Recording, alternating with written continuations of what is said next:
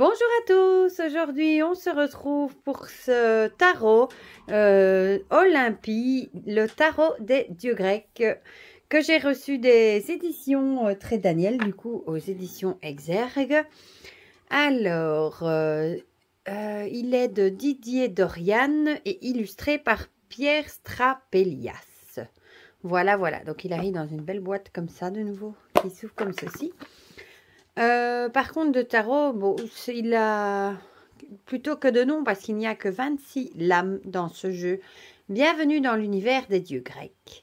Didier Dorian, célèbre médium clairvoyant, vous invite à une immersion dans le monde de l'Olympe, le sanctuaire des dieux qui veille sur vous et qui vous interviennent lorsque vous les sollicitez. Ils sont là pour vous aider et pour vous guider sur votre chemin de vie. Ce tarot original est composé de 26 lames magnifiquement illustrées par l'artiste Pierre Strapelias. Bien qu'il présente des similitudes avec le tarot de Marseille, il en donne une version symbolique plus simple, plus claire et plus humaine. En effet, les dieux grecs sont proches de nous avec leurs qualités et leurs défauts, leurs lignes de pouvoir et leurs facultés. Dans le livre explicatif de 148 pages en couleur, vous découvrirez des méthodes de tirage inédites pour développer votre médiumnité. Vous êtes l'interprète principal du tarot par votre approche, votre sensibilité et vos intuitions qui vous guideront avec clarté de la plus ludique des façons. Que la magie des dieux grecs soit avec vous. Et il est au prix de 23,90 €. Donc, comme je disais, je ne sais pas pourquoi ils appellent ce jeu un tarot, vu qu'il n'y a que 26 lames. Donc, pour moi, ce n'est pas un tarot, mais plutôt un oracle. Et ça pourrait peut-être prêter à confusion, du coup, aux débutants qui penseraient acheter un tarot de 78 lames et qui, du coup, pourraient être déçus. Bon, voilà. Déjà, j'aime beaucoup la boîte.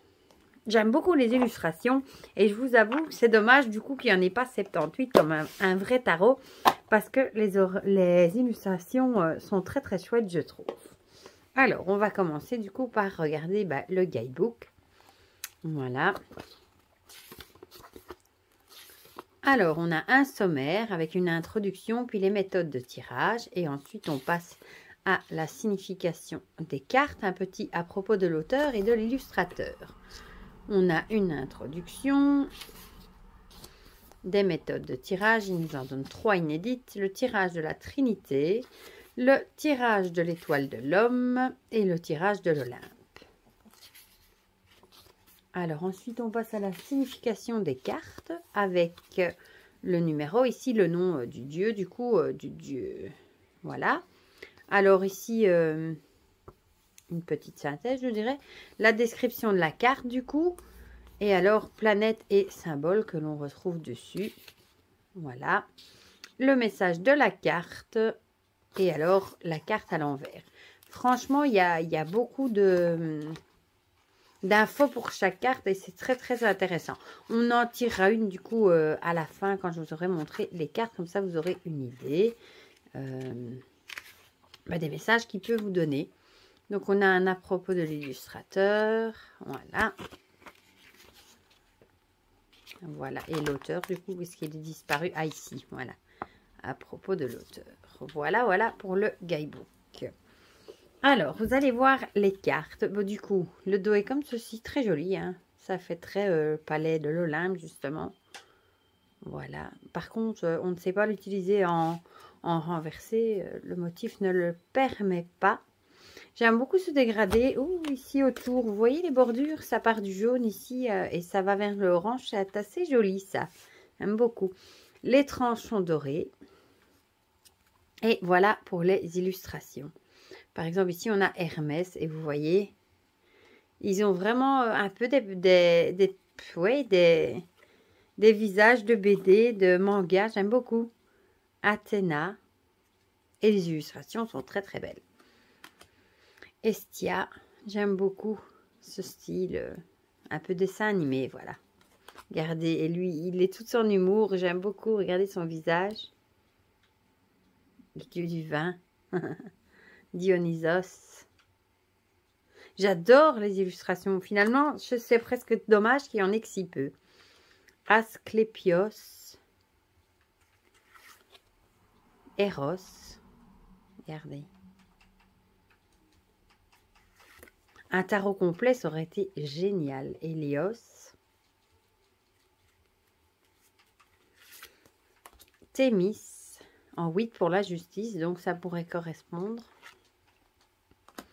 Océanos, qui pourrait très bien aller pour l'ermite, hein, avec sa lanterne, justement. Déméter. Très très belle.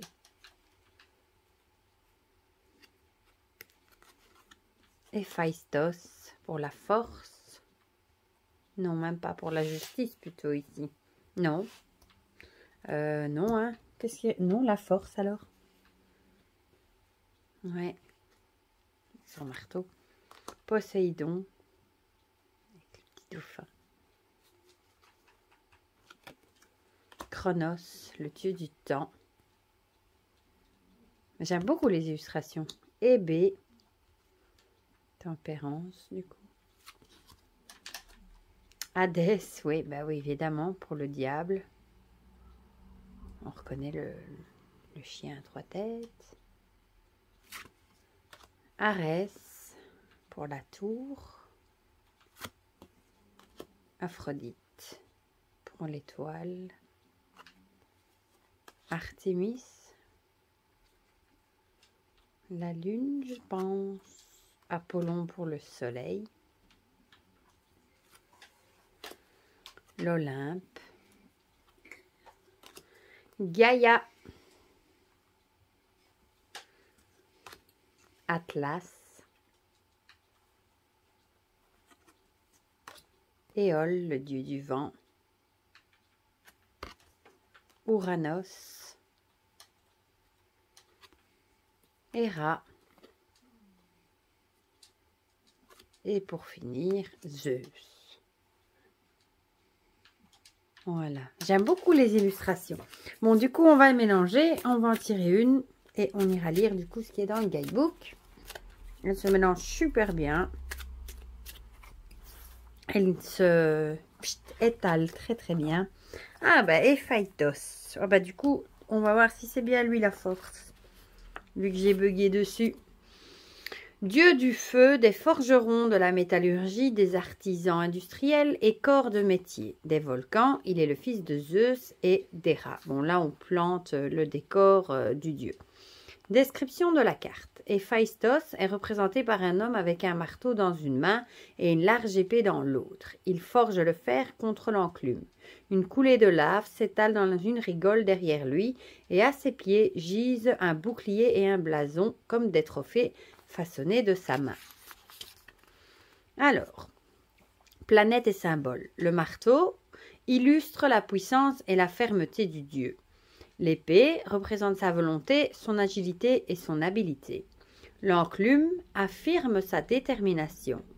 La lave symbolise les forces souterraines contenues, l'intelligence et la puissance réunies pour travailler et dominer un élément, une matière qu'il faut savoir maîtriser avec précision et prudence. Les armes et les trophées signent la maîtrise, l'expérience et renseignements sur la réputation acquise. La planète, c'est Vulcain, un homme comme Mars qui est placé sous le signe du Bélier, dont l'élément est le feu. C'est aussi la période du printemps. Mais c'est parfois également Pluton qui est placé sous le signe du Scorpion, dont l'élément est l'eau. C'est la période de l'hiver et cela représente le repli sur soi. À voir avec les cartes environnantes car cela peut représenter un travail souterrain ou un vase clos. Alors, message de la carte. Travail, concentration et inventivité. Dans l'époque actuelle, position de force sur une situation, représentation de la maîtrise, forte période de travail, d'action, de production. La carte vous annonce l'entreprise qui prend de l'expansion, une intensité de travail avec une bonne reprise d'activité, une émulation avec vos collègues, voire les autres cartes qui l'environnent, projet dans les boîtes qui va aboutir. Vous êtes dans les métiers de bouche, en relation avec la cuisine et les fours, mais aussi dans le monde de l'industrie, de la mécanique et de la métallurgie, usine de fabrication, monde du bâtiment, corps de métier dans le travail artisanal. Dans le domaine du sport, la carte vous voit bon compétiteur, mais veillez à un bon échauffement, à ne pas trop forcer, car il y a un risque de blessure à l'entraînement. vitalité, attention aux articulations et à l'ossature. Cette carte représente l'arcane numéro 11 du tarot de Marseille, la force. Voilà, donc j'avais bien vu. Mais vous recommande aussi la prudence et de doser vos efforts si vous faites un métier physique, car l'énergie et la vitesse entrent en jeu. La productivité est à régler et à harmoniser. Vous pouvez vous lancer dans vos projets qui aboutiront avec succès. En amour, force et sentiments, sincères avec une personne travailleuse, simple et humble, affectueuse et dévouée. Et à l'envers, si vous avez de mauvaises cartes autour, pénibilité si vous exercez un travail physique et contraignant. Vous risquez l'immobilisation matérielle ou physique due à un problème de santé. Attention aux rapports de force en amour. Soyez vigilants quant aux disputes et aux accidents de travail. Prenez garde aux achats dispendieux, aux finances poussives, aux pannes diverses et aux frais excessifs dans les réparations. Voilà pour ce petit message du coup de cette carte des Phaïtos qui représente la force. Voilà, franchement, moi je le trouve très très chouette. J'aime beaucoup les illustrations. Le guidebook est génial, il est très fourni. J'aime beaucoup les informations. Le seul petit regret peut-être, ce serait qu'il n'y aurait que 26 cartes. J'avoue que j'aurais aimé en avoir un peu plus parce qu'il est vraiment très très chouette. Voilà, du coup dites-moi en commentaire si vous l'avez vu passer, si vous avez craqué ou si vous l'avez mis dans votre wishlist. Si vous aussi vous aimez l'univers des dieux grecs, voilà. Dites-moi tout ça dans les commentaires, comme ça on partage tout ça ensemble comme d'habitude. Et pour le reste, prenez bien soin de vous. Je rigole parce que mon fils est à côté de moi et il se moque.